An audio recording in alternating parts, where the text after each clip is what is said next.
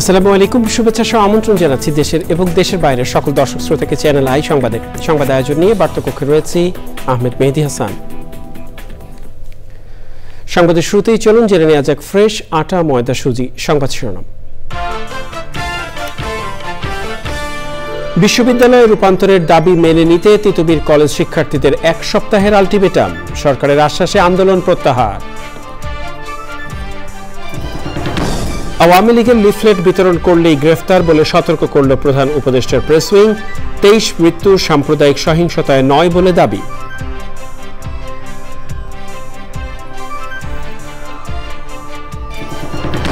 বিএসইসির চেয়ারম্যানকে 15 দিনের মধ্যে পদত্যাগের আলটিমেটাম, শেয়ার বাজারে ক্ষতিগ্রস্তদের মহাসমাবেশের রাজনৈতিক নেতৃবৃন্দের একাত্মতা। আন্দোলনে গুলি করে হত্যা বন্ধে বিএনপির দাবি, সমালোচনা সহ্য না হলে উপদেষ্টার পদ ছেড়ে রাজনৈতিক দল করার আহ্বান। ঢাকার ধামরাইয়ে পুরনো ব্যাটারিতে থাকা সীসার ক্ষুদ্র কণায় পরিবেশ দূষণ, হুমকিতে গাছপালা, ফসলি জমি ও নীলাই বিলের জীববৈচিত্র্য। এবং চিটাগং কিংসকে হারিয়ে বিপিএল এর ফাইনালে ফরচুন বরিশাল, রংপুর রাইডার্সকে বিদায় করে টিকে রইল খুলনা টাইগার্স।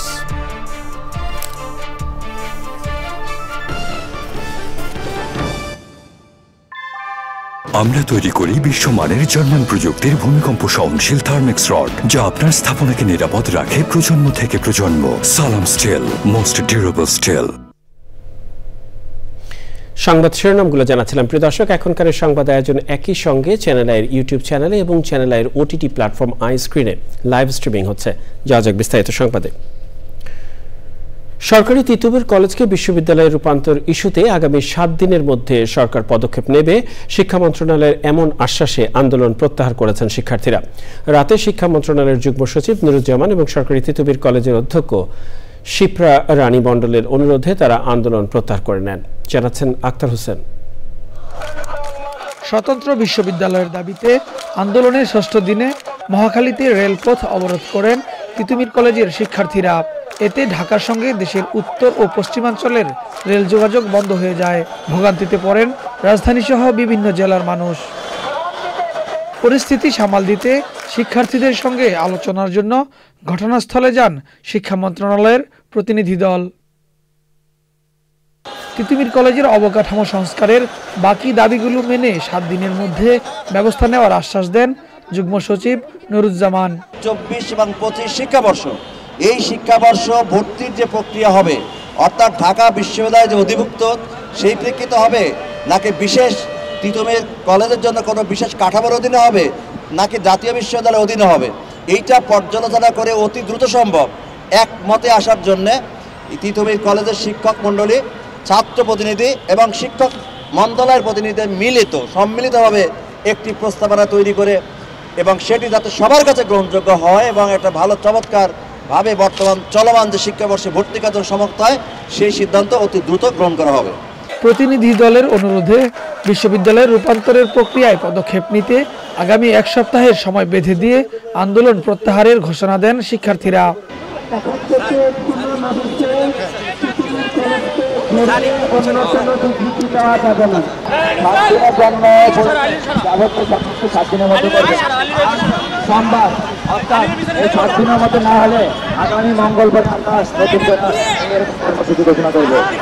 অনশনরত শিক্ষার্থীদের জুস খাইয়ে দেন অধ্যক্ষ শিপ্রা রানী সাহা।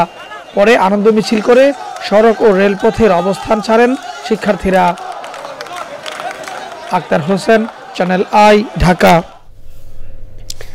এদিকে সকাল থেকে সরকারি তিতুমীর কলেজের শিক্ষার্থীরা রাজধানীর মহাখালীতে রেলপথ অবরোধ করে অনশন করে। এ কারণে ঢাকা রেল স্টেশনে ট্রেনের শিডিউল বিপর্যয়ে যাত্রীরা দুর্ভোগে পড়েন। কমলাপুর রেল স্টেশনে রয়েছেন সহকর্মী শহীদুল্লাহ রাজু, যাচ্ছি তার কাছে। রাজু, আপনি রয়েছেন কমলাপুর রেল স্টেশনে, ট্রেনের শিডিউল বিপর্যয়ে কমলাপুরের যাত্রীদের যে দুর্ভোগ আপনি দেখছেন, সেখানে কি তথ্য রয়েছে আপনার কাছে?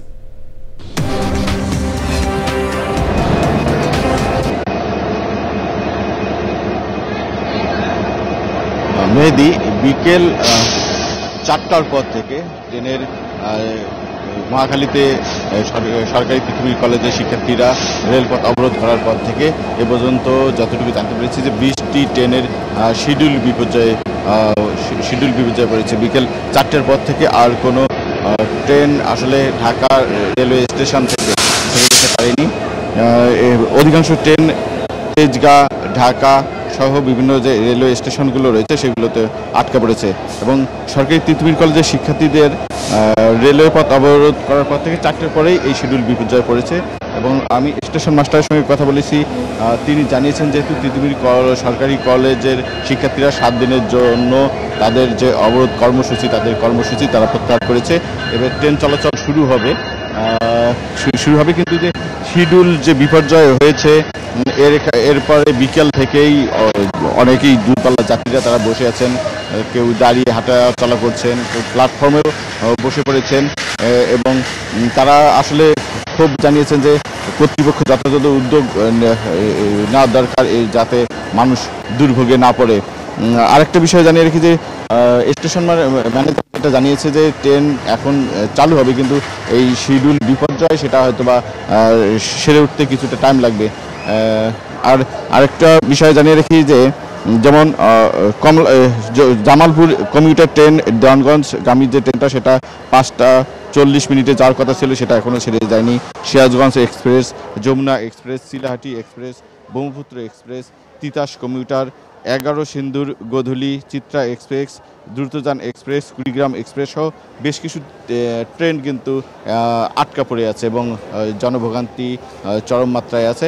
সেটা কেটে উঠতে, যেহেতু এখন ট্রেন ছাড়বে, কেটে উঠতে হয়তো বা সময় লাগবে বলে জানিয়েছেন স্টেশন মাস্টার। তবে অধিকাংশ ট্রেন কিন্তু এখনও ছাড়তে পারেনি এবং প্ল্যাটফর্মেই অধিকাংশ মানুষ এখন আছেন। মেহেদী। শহীদুল্লাহ রাজু, আপনাকে অসংখ্য ধন্যবাদ। কথা বলছিলাম সহকর্মী শহীদুল্লাহ রাজুর সাথে, জানাচ্ছিলেন কমলাপুর রেল স্টেশনে যাত্রীদের দুর্ভোগের সর্বশেষ পরিস্থিতি। চলে যাচ্ছি পরবর্তী সংবাদে। প্রধান উপদেষ্টার প্রেস উইং জানিয়েছে যারা আওয়ামী লীগের লিফলেট বিতরণ করবেন তাদের গ্রেফতার করা হবে। এটি সরকারের কঠোর ঘোষণা বলে জানান প্রেস সচিব শফিকুল আলম। সংবাদ সম্মেলনে জানানো হয়েছে সাম্প্রদায়িক সহিংসতায় 23 হত্যাকাণ্ডের যে দাবি করা হয়েছে পুলিশি তদন্তে এর কোনো প্রমাণ মেলেনি। মোস্তফা মল্লিকের রিপোর্ট। রাজধানীর বেইলি রোডের ফরেন সার্ভিস একাডেমিতে প্রধান উপদেষ্টার প্রেস উইংয়ের নিয়মিত সংবাদ সম্মেলন। সংবাদ সম্মেলনে বলা হয়, হিন্দু বৌদ্ধ খ্রিস্টান ঐক্য পরিষদ অভিযোগ জানিয়ে সাম্প্রদায়িক সহিংসতার যে 23 হত্যাকাণ্ডের কথা বলেছে তা গুরুত্বের সঙ্গে নিয়েছে সরকার। সরকারের নির্দেশে পুলিশ তদন্ত শেষে জানিয়েছে সাম্প্রদায়িক কারণে এর একটি হত্যাকাণ্ডও ঘটেনি। পুলিশ সদর দপ্তর থেকে জানানো হয়েছে উল্লিখিত 23টি ঘটনার মধ্যে 22টি ঘটনার প্রাথমিক কারণ সম্পর্কে পুলিশ অবগত হয়েছে এবং যথাযথ আইনি ব্যবস্থা গ্রহণ করেছে। একটি ঘটনা সম্পর্কে বিস্তারিত কোনো তথ্য পাওয়া যায়নি।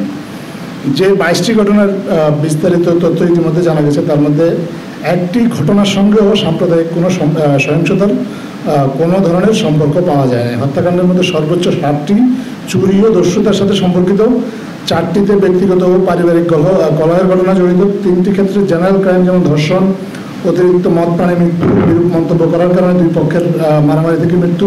সংবাদ সম্মেলনে আওয়ামী লীগের কর্মসূচি নিয়ে জানতে চাইলে প্রধান উপদেষ্টার প্রেস সচিব বলেন, সরকারকে বেকায়দায় ফেলতে নানা কার্যক্রম চালাচ্ছে দলটি।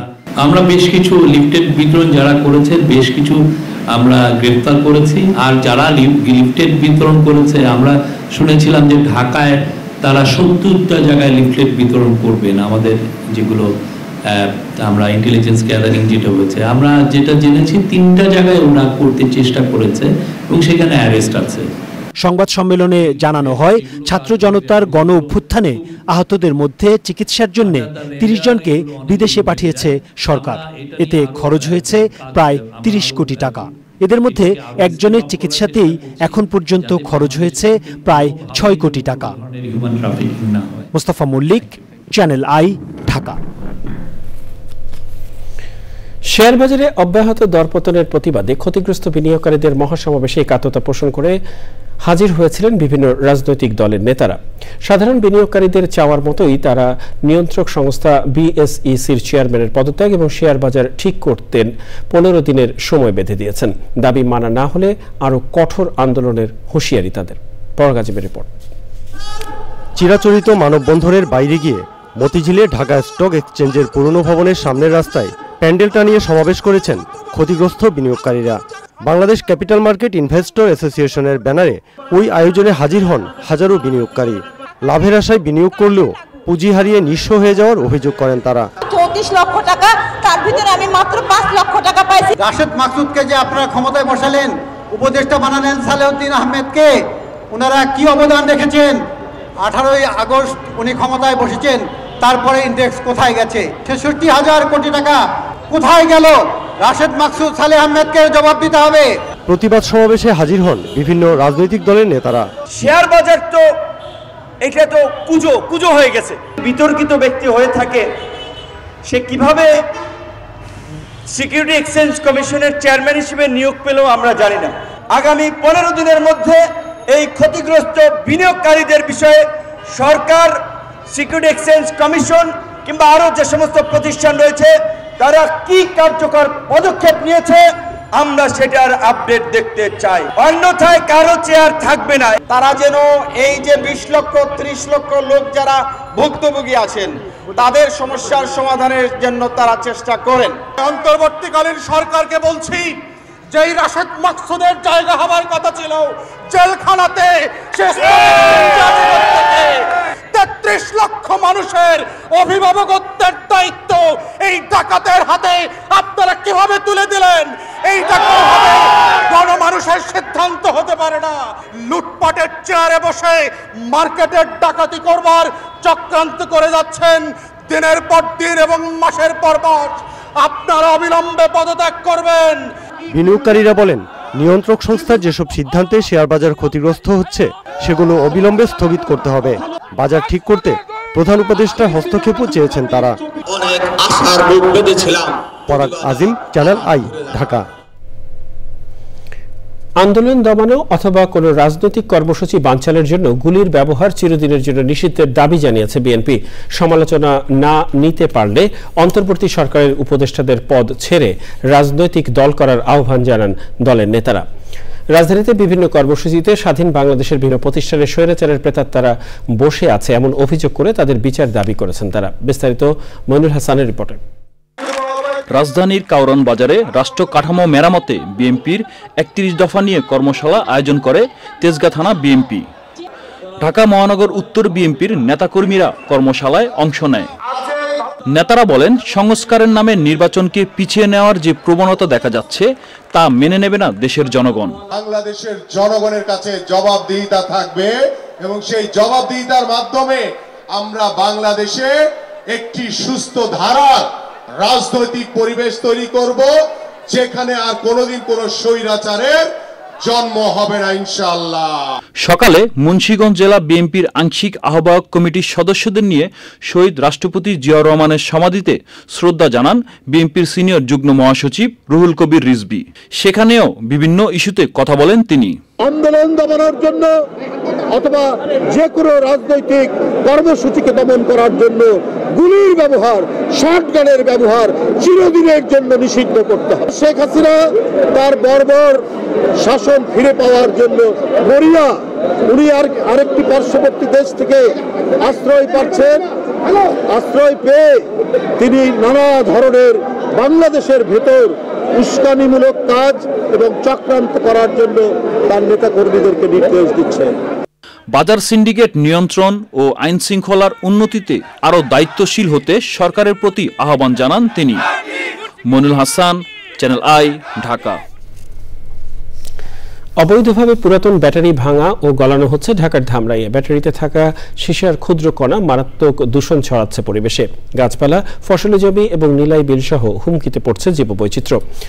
জনস্বাস্থ্যের উপর সীসা কণার মারাত্মক ক্ষতিকর প্রভাব থাকলেও সে বিষয়ে ভ্রুক্ষেপ নেই কর্তৃপক্ষের। ব্যাটারি রিসাইক্লিংয়ে পরিবেশ বান্ধব প্রযুক্তির ব্যবহারে গুরুত্ব আরোপ করেছেন পরিবেশবিদরা। সৈয়দ অদিতের রিপোর্ট। দীর্ঘ সময় ধরে পুরনো ও পরিত্যক্ত ব্যাটারি থেকে সীসা আহরণ কারখানাগুলো দেশের নিদারুণ দূষণ ও প্রাণহানি ঘটিয়ে চলেছে। ঠিক তেমনি ঢাকার ধামরাইয়ের বাথুলি এলাকায় অবৈধ ব্যাটারি কারখানা স্থাপন করে কর্মকাণ্ড চালাচ্ছে জিয়াংশু অ্যাসিড ব্যাটারি কোম্পানি। প্রায় 10 বছর আগে নির্মিত এই কারখানা চলছে পরিবেশ অধিদপ্তরের ছাড়পত্র ছাড়াই। এরই অংশ হিসাবে গেল নভেম্বরে পরিবেশ অধিদপ্তরের অভিযানে কারখানার অবৈধ বিদ্যুৎ ও গ্যাস সংযোগ বিচ্ছিন্ন করা হয়। বিদেশি মালিকানাধীন এই কারখানা দিনের বেলায় বন্ধ থাকলেও রাতের আধারে শুরু হয় ক্ষতিকর সীসা গলানোর কাজ। শ্বাসের সমস্যা জায়গা এমন শ্বাসের সমস্যা হয়, দম পাই না, আর চোখ দিয়ে এমন বালি যায়, বালি গিয়ে চোখ কুটকুট কুটকুট করে, মানে গাছ গাছালিতে ফল ফলানি যা আছে গোটা সব পড়ে জায়গা। এসিটির পানিটা এমন খারাপের খারাপ, আর ধুমেটা কালা ধুমেটা আইসে রাস্তাঘাটে চলতে পারি না। এই বিষয়ে সরেজমিনে তদন্তে গেলে কারখানায় ঢুকতে বাধা দেওয়া হয়। পরিবেশের ছাড়পত্রের বিষয়ে জানতে চাওয়া হলে সাংবাদিক ও পুলিশকে বাধা দেয় কর্মরত চীনা শ্রমিকরা। পরে পুলিশের সহায়তায় ভিতরে গিয়ে দেখা যায় সেখানে থরে থরে সাজানো রয়েছে সীসার প্লেট। শিগগিরই উদ্যোগ না নিলে জনস্বাস্থ্য, পরিবেশ ও প্রতিবেশ দীর্ঘস্থায়ী হুমকিতে পড়বে। এই ব্যাটারিতে কিন্তু আপনার থাকে অনেকগুলো হেভি মেটাল বলে গেলে, যেমন তরল বর্জ্য বের হয়। এই বর্জ্যটাকে আমরা ট্রিটমেন্ট করে পিউরিফাই করে স্পেশালি পিএইচকে 7 নিয়ে এসে কিন্তু পানিটা সাপটা লিকুইড খালে বিলে আমরা ডিসচার্জ করি। আদারওয়াইজ যদি এটা আপনার সরাসরি ছেড়ে দেন তাহলে সমস্ত বায়োডাইভার্সিটি লস হয়ে যাবে, জীবজন্তু মাছ তা সব মারা যাবে। তদন্ত সাপেক্ষে পরবর্তী ব্যবস্থা নেওয়ার কথা জানিয়েছে পরিবেশ অধিদপ্তর। এই অভিযানটি চলমান আছে। আমরা খুব রিসেন্ট আরও কিছু ব্যাটারি কারখানায় অভিযান করব এবং অবৈধ কারখানাগুলো বন্ধ করা হবে। সীসা দূষণের কারণে শুধু পরিবেশ এবং জনস্বাস্থ্যই নয়, দেশে অর্থনীতিতে যে বিরূপ প্রভাব ফেলছে তা মোট জিডিপির 5.9% সমান বলে জানিয়েছে ইউনিসেফ। ধামরাই থেকে সৈয়দ আদিত, চ্যানেল আই। ঘন কুয়াশা আর কনকনে ঠান্ডায় নাকাল উত্তরের জনপদ নিদারুণ কষ্টের দিন পার করছেন খেটে খাওয়া অসহায় ও দুস্থ মানুষ। এমন পরিস্থিতিতে দিনাজপুরে এসব মানুষকে শীত বস্ত্র দিয়েছে প্রকৃতি ও জীবন ক্লাব ও আশ্রয় সমবায় সংঘ। শীত নিবারণে কম্বল পেয়ে স্বস্তি জানিয়েছেন সুবিধাবঞ্চিত মানুষ। মানবতার সেবায় পাশে দাঁড়ানোয় কৃতজ্ঞতা জানিয়েছেন স্থানীয় সহ সুধীজনরা। শাহ আলম শাহীর রিপোর্ট। হিমেল হাওয়ায় উত্তরের জনপদ দিনাজপুরে জেঁকে বসেছে শীত। এমন পরিস্থিতিতে শীতার্ত মানুষের প্রতি মানবতার হাত বাড়িয়েছে প্রকৃতি ও জীবন ক্লাব এবং আশ্রয় সমবায় সংঘ। বচাগঞ্জ উপজেলার ভাদুরিয়া উচ্চ বিদ্যালয় প্রাঙ্গণে উষ্ণ উপহার পেয়ে খুশি অসহায় ও দুস্থ এসব মানুষ। কম্বল পাইলাম, খুব ভালো লাগতেছে। খুব ভালো লাগলো। আজকে আমরা কম্বল পাইলাম, খুশি। মহতি এই উদ্যোগকে সাধুবাদ জানিয়ে বিশিষ্টজনেরা বলেছেন এমন কার্যক্রম করার জন্য অনুকরণীয়। আমাদের যে গরিব অসহায় মেহনতি মানুষ আছে তারা যেন শীতে কষ্ট না পায় তাদের জন্য কম্বল তারা বিতরণ করছে। তাদের এই সকল মানবিক কাজ আগামী দিনগুলোতেও অব্যাহত থাকবে। প্রকৃতি ও জীবন ক্লাব দিনাজপুরের পক্ষ থেকে আজকে কম্বল বিতরণ অনুষ্ঠান কার্যক্রম হচ্ছে। এটি নিঃসন্দেহে খুবই ভালো উদ্যোগ। তারা যাতে আরো বেশি বেশি করে গরিব দুঃখীর মাঝে ভালো শীত বস্ত্র বিতরণ করতে পারে এবং ভালো ভালো কাজ করতে পারে। প্রকৃতি ও জীবন ফাউন্ডেশনের সহযোগিতায় আজকের এই কম্বল বিতরণী অনুষ্ঠানে যারা আয়োজন করে তাদেরকে এই এলাকার গরিব দুঃখী মানুষের পক্ষ থেকে অসংখ্য ধন্যবাদ জ্ঞাপন করছি। আগামীতেও এমন মানবিক সহায়তা অব্যাহত রাখার প্রত্যয় আয়োজকদের। প্রকৃতি ও জীবন ফাউন্ডেশনের উদ্যোগে প্রতি বছর আমরা চেষ্টা করি এই যে দিনাজপুরের মানুষের জন্য কিছু করা। দিনাজপুরে এই কঠিন শীতে আমরা চেষ্টা করেছি কিছু কম্বল হয়ে দরিদ্র জনগোষ্ঠীর মাঝে সহায়তা দেওয়া। প্রকৃতি ও জীবন ক্লাবের মতো উচ্চবিত্তরাও বঞ্চিত মানুষের পাশে দাঁড়াবে প্রত্যাশা সবার। দিনাজপুর থেকে শাহ আলম শাহী, চ্যানেল আই। এ পর্যায়ে ভাষার মাস ফেব্রুয়ারি।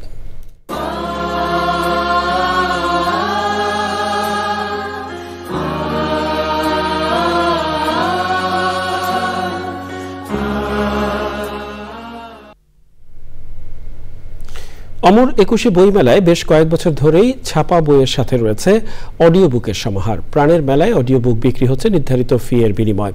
বইমেলায় তৃতীয় দিন শেষে মেলার খবর জানাচ্ছেন ইফতেখার উদ্দিন।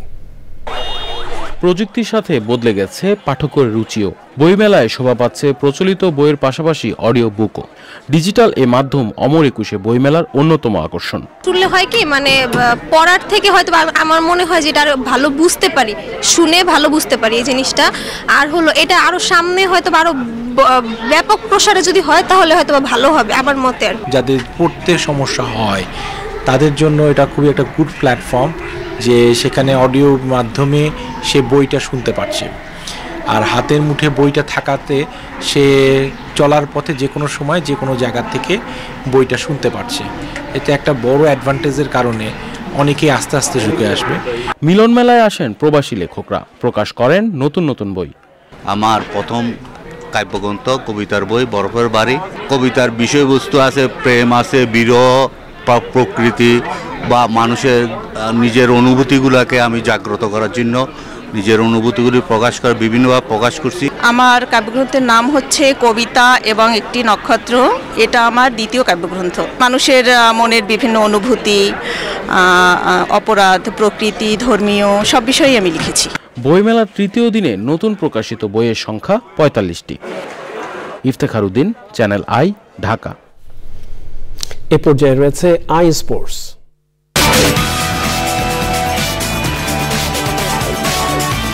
পরে আবারও আমন্ত্রণ চ্যানেল আই সংবাদে।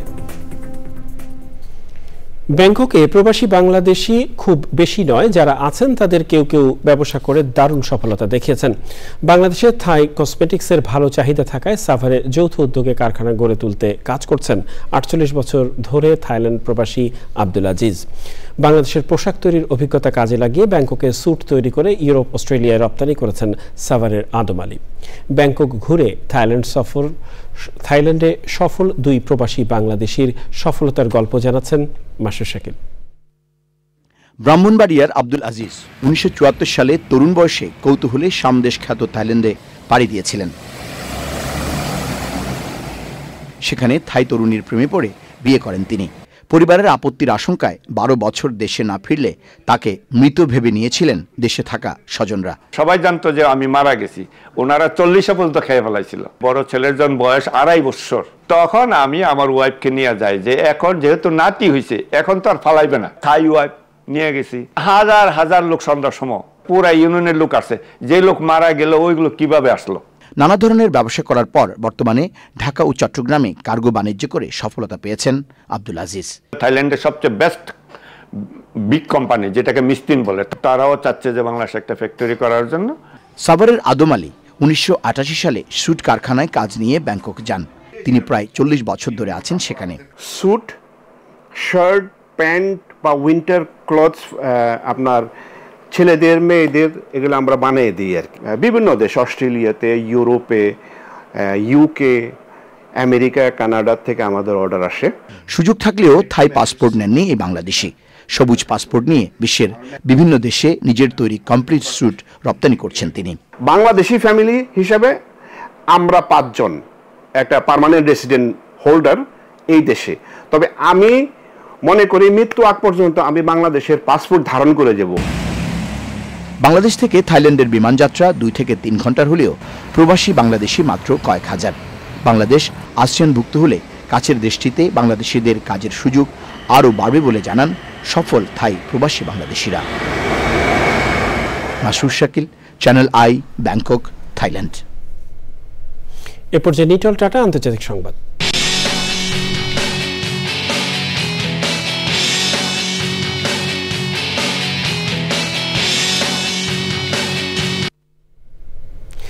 গাজায় যুদ্ধবিরতির মধ্যে ফিলিস্তিনের আরেকটি ভূখণ্ড পশ্চিম তীরের জেনিনে হামলা চালিয়েছে ইসরায়েল। বুলডোজার দিয়ে গুড়িয়ে দেওয়া হয়েছে আল ফারা উদ্বাস্তু শিবির এবং আবাসিক ভবন। জেনিনের পূর্ব উপকণ্ঠে ইসরায়েলের বিমান হামলায় আহমদ আল সাদি নামে ১৬ বছরের এক কিশোরের মৃত্যু হয়েছে। আহত হয়েছেন ২ জন। এছাড়া কাবাতিয়া শহরের কাছে ২ জন এবং মধ্য জেরিনে আরও ২ জন নিহত হয়েছেন। গাজায় প্রথম ধাপে ৪২ দিনের যুদ্ধবিরতি কার্যকর হওয়ার ১৬তম দিনের আগেই দ্বিতীয় ধাপের যুদ্ধবিরতি নিয়ে আলোচনা শুরু হওয়ার কথা। তবে ইসরায়েলের প্রতিনিধি দল পাঠানো নিয়ে অস্পষ্টতার কারণে এই আলোচনা ঘিরে অনিশ্চয়তা সৃষ্টি হয়েছে। এদিকে যুক্তরাষ্ট্রের প্রেসিডেন্ট হিসেবে দ্বিতীয় মেয়াদ ডোনাল্ড ট্রাম্প দায়িত্ব নেওয়ার পর প্রথম বিদেশি সরকার প্রধান হিসেবে হোয়াইট হাউসে গেছেন ইসরায়েলের প্রধানমন্ত্রী বেনিয়ামিন নেতানিয়াহু। যুক্তরাষ্ট্রের ইসরায়েলি রাষ্ট্রদূত ড্যানি ড্যানন জানিয়েছেন দুদেশের সম্পর্কের জোরদারে ট্রাম্প নেতানিয়াহু বৈঠক হতে যাচ্ছে। আইস্ক্রিন সাংস্কৃতিক সংবাদ।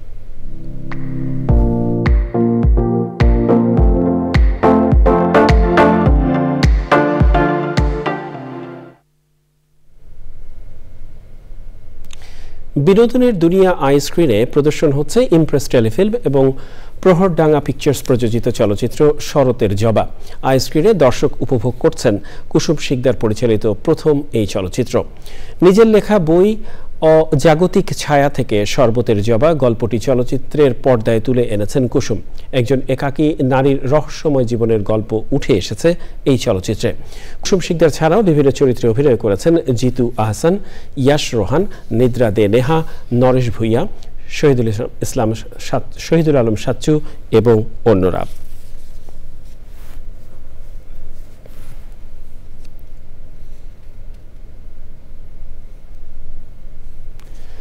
চট্টগ্রামের ফৌজদারহাট ডিসি পার্কে অনুষ্ঠিত মাসব্যাপী দেশের সর্ববৃহৎ ফ্লাওয়ার ফেস্টের গালা নাইট কনসার্ট হবে আগামী 6 ফেব্রুয়ারি।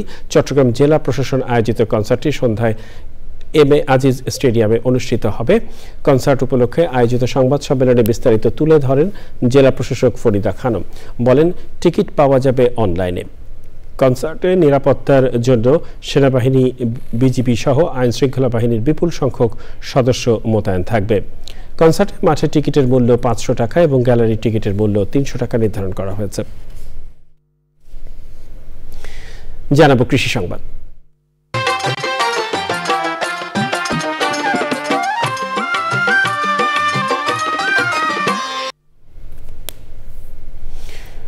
মাত্র 4টি মৌ বক্স দিয়ে মধু আহরণ শুরু করলেও এখন মামুনুর রশিদ মামুনের মৌ বক্সের সংখ্যা 450টি। আগে শুধু কুষ্টিয়া জেলায় মৌচাষ সীমাবদ্ধ থাকলেও এখন 26টি জেলায় মধু সংগ্রহ করেন তিনি। চলতি বছরে আবহাওয়া ভালো থাকায় মধু আহরণের পরিমাণ বেড়েছে। কুষ্টিয়া প্রতিনিধি আনিসুজ্জামান ডাবলুর তথ্য ও ভিডিও চিত্রে আলবক্সিদের রিপোর্ট। কুষ্টিয়ার মিরপুর উপজেলার ফুলবাড়িয়া ইউনিয়নের গেটপাড়া এলাকা। গ্রামীণ সড়কের দুই পাশ জুড়ে বিস্তীর্ণ সরিষা ক্ষেতের পাশে সারি সারি মৌ বক্স। আবহাওয়া অনুকূলে থাকায় সরিষা ফুল থেকে এখন পর্যন্ত 3 টনের বেশি মধু সংগ্রহ করেছেন। সব মিলিয়ে এবছর 20 থেকে 25 মেট্রিক টন মধু সংগ্রহের আশা করছেন এই মৌচাষী। এই বছরের আমার লক্ষ্যমাত্রা 20 টন। অলরেডি আমি 3 টনের উপরে সরিষা ফুলের মধু হারভেস্ট করে ফেলেছি। তো এই যে ওয়েদারটা আছে, এই ওয়েদারটা থাকলে আমার 5 টন মতো সরিষা ফুলের মধু পাবো। আর অন্যান্য ফুলের মধুতে আমার 20 টনের টার্গেট আছে। আগাম সরিষা আবাদের কারণে মধুর পরিমাণ বেড়েছে বলে জানান চাষিরা। ওই বিঘিতে আছে 6 মণ 7 মণ। হ্যাঁ, মোম আসলে আমার উপকার হয়, শস্যের পক্ষে ফলন ভালো হয়। আষাঢ়ি ধান হয়, তারপরে আমার এই মাঠে হচ্ছে সরিষা হয়, সরিষা হওয়ার পরে চৈতি ধান হয়। 3টা ফসল আমরা ভালো মতন পাই। মৌমাছির ফলন বাড়ে। প্রতি 8 থেকে 10 দিন পর পর মধু সংগ্রহের কাজ চলে বলে জানান খামারের কর্মচারীরা। 10 থেকে 12-14 দিনের ভিতরে আমরা মধু ভাঙি এবং আবহাওয়ার ভিতরে থাকে, বুঝছেন? এই যে যত তাপমাত্রা বেশি থাকবে তত তাড়াতাড়ি আমাদের মধু ভালো, এখানে মানটা ভালো, মধু আমরা খাওয়ার জন্য নিলে। যাচাই করে খাঁটি মধু কেনার আহ্বান জানিয়েছে এই উদ্যোক্তা। আল মুকসিদ, চ্যানেল আই। দেখবেন প্রকৃতি সংবাদ।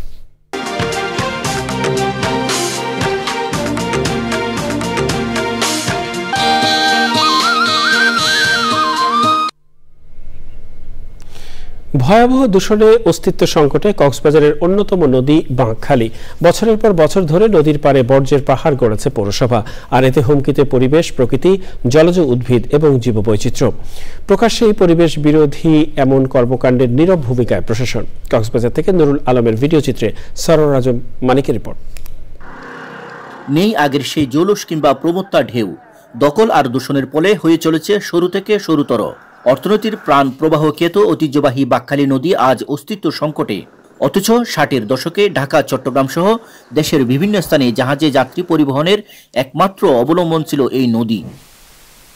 একটা সময় যে কোস্তুরাঘাট ঘিরে গড়ে উঠেছিল ব্যবসা বাণিজ্য, কালের পরিক্রমায় সেই ঘাটেই গড়ে তোলা হয়েছে পৌরসভার ময়লা আবর্জনার পাহাড়। এছাড়া নৌযানের পোড়া তেল সহ স্থানীয় সব ময়লা আবর্জনারও গন্তব্য বাঁকখালী।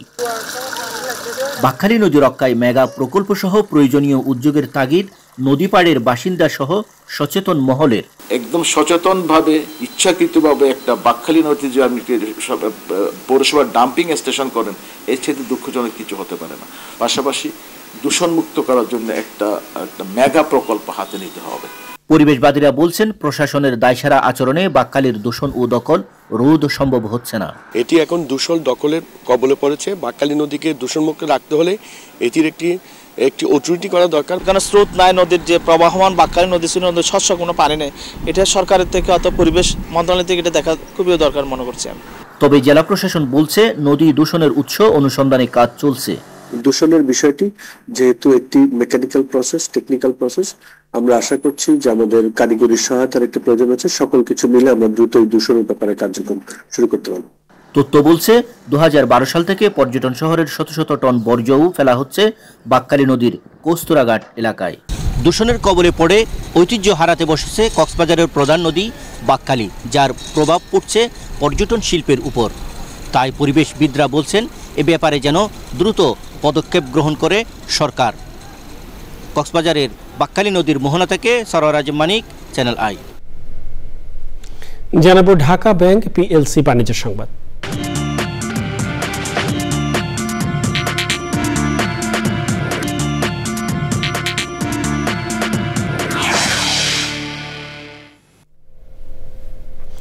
চট্টগ্রাম বন্দরে পণ্য খালাস কার্যক্রম অতি দ্রুত করতে দেশে প্রথমবারের মতো যুক্ত হল double empty container handler machine. চট্টগ্রামের পতেঙ্গা ইস্টার্ন লজিস্টিক্স লিমিটেডের এই ডাবল স্কেটিং ইসিএইচ মেশিন চালু করা হয়। ডাবল স্ট্যাকিং যন্ত্রে একই সময় দুটি খালি কন্টেইনারের হ্যান্ডেল করা যাবে। এতে জ্বালানি খরচ কমার পাশাপাশি বন্দরের কন্টেইনার জট নিরসনে মুখ্য ভূমিকা রাখবে বলে জানান সংশ্লিষ্টরা। আনুষ্ঠানিকভাবে মেশিনটি হস্তান্তর করেন ফিনল্যান্ড ভিত্তিক প্রযুক্তিগত সরঞ্জাম সরবরাহকারী কোম্পানি কনক্রেন।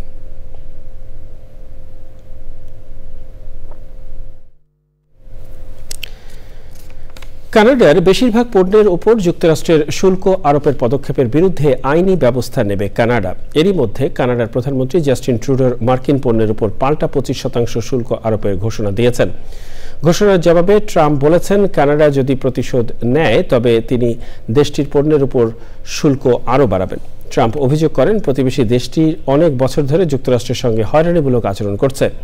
অন্যদিকে কানাডার জনগণ তাদের দেশীয় পণ্যের ব্যবহার বাড়াবে এমন ঘোষণা গণমাধ্যমে উঠে এসেছে। প্রিয় দর্শক, সময় হলে আবারও কিছুক্ষণের বিরতি নেবার। বিরতির পরে আরো যা থাকছে। আবারও ফিরে এলাম চ্যানেল আই সংবাদে।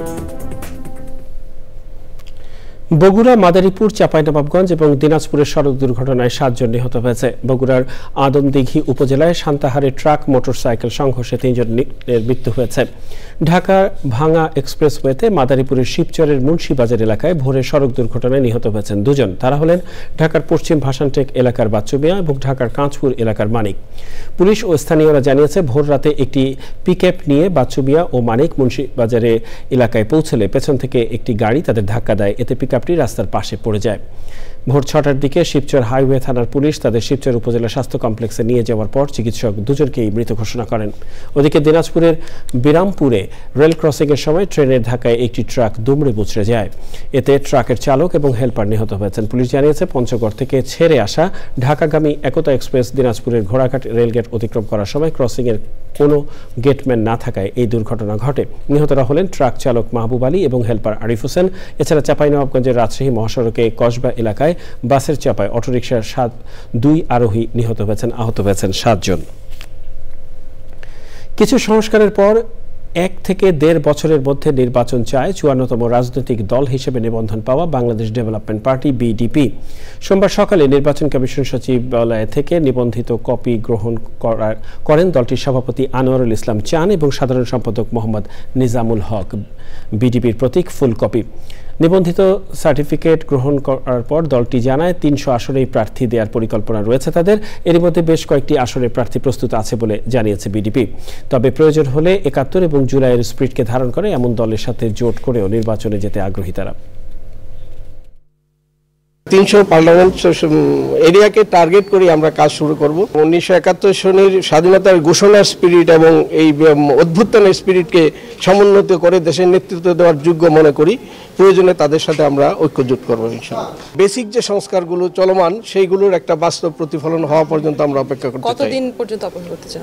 না, সেটা সর্বোচ্চ 1 বছর থেকে 1.5 বছর, তার চেয়ে বেশি হওয়া মনে দেশের জন্য মঙ্গলজনক হবে না। নির্বাচন কমিশনার অবসরপ্রাপ্ত ব্রিগেডিয়ার জেনারেল আবুল ফজল মোহাম্মদ সানাউল্লাহ বলেছেন, আগামী ডিসেম্বর অথবা ২৬ সালের জুনকে টার্গেট করে জাতীয় নির্বাচনের প্রস্তুতি নিচ্ছে নির্বাচন কমিশন। রাজশাহীতে ভোটার তালিকা হালনাগাদকরণ কার্যক্রম এবং ত্রয়োদশ জাতীয় সংসদ নির্বাচন নিয়ে মতবিনিময় সভায় তিনি বলেন, স্থানীয় ভোটের ব্যাপারে সরকার তারিখ নির্ধারণ করলে নির্বাচনের আয়োজন করবে কমিশন। নির্বাচন কমিশনার আরও বলেন, বিগত সময় ১৮ থেকে ২৪ লাখ মৃত ব্যক্তির নাম ভোটার তালিকায় ছিল, হালনাগাদকরণে মৃতরা বাদ যাবে। পর্দার বিষয়ে জানিয়ে অনেক নারী ছবি তুলে ভোটার তালিকায় অন্তর্ভুক্ত হতে চান না উল্লেখ করে তিনি বলেন, আইনি বাধ্যবাধকতায় ছবি ছাড়া ভোটার হিসেবে নিবন্ধন করার সুযোগ নেই। শিক্ষা ও ধর্মীয় প্রতিষ্ঠান এ ব্যাপারে সচেতনতা তৈরি করতে পারে বলে মন্তব্য করেন নির্বাচন কমিশনার সানাউল্লাহ। আমাদের মানুষ অতটা সচেতন নয় যে কেউ মারা গেলে ওই অফিসে গিয়ে ফর্ম পূরণ করে মৃত্যুর সংবাদটা দেয়া, এটা একটা আমাদের সামাজিক বাস্তবতা, যে কারণে আমরা বাড়ি বাড়ি যাওয়ার এই সিদ্ধান্তটা নিয়েছি। অন্যতম কারণ হচ্ছে এই যে মৃত ভোটারদেরকে বাদ দেয়া।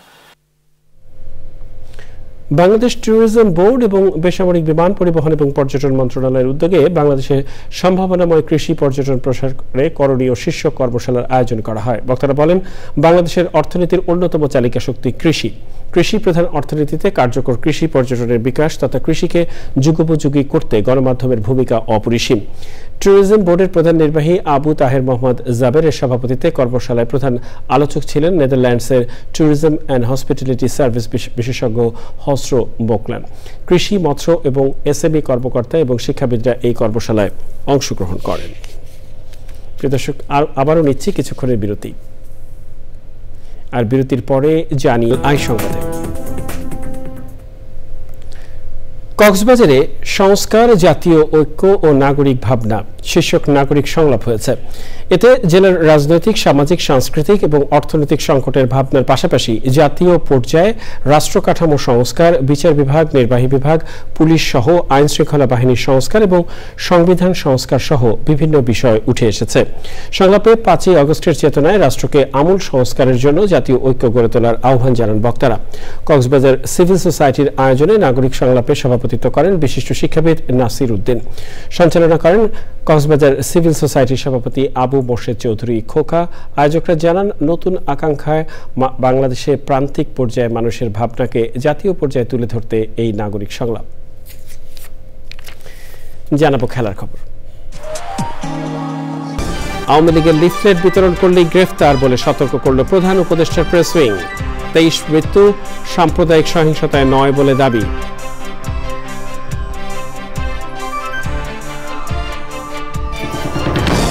পুঁজিবাজার ঠিক করতে ১৫ দিনের আলটিমেটাম, শেয়ার বাজারে ক্ষতিগ্রস্তদের মহাসমাবেশে রাজনৈতিক নেতৃবৃন্দের একাত্মতা।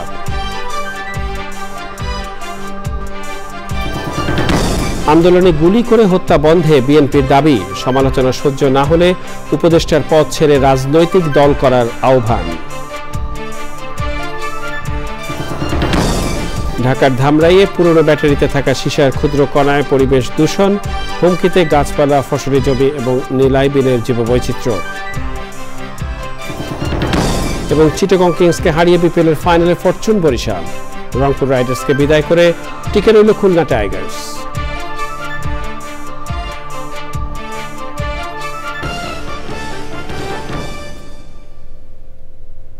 প্রিয় দর্শক, চ্যানেল আই সর্বশেষ সংবাদ জানতে ভিজিট করুন channelionline.com এ যুক্ত থাকুন আমাদের সোশ্যাল মিডিয়া প্ল্যাটফর্মগুলোর সাথে। এর সাথে শেষ করছি এখনকার সংবাদ আয়োজন। সংবাদে এতক্ষণ আমাদের সাথে থাকার জন্য সংবাদ টিমের সবার পক্ষ থেকে আপনাদের আবারও শুভেচ্ছা।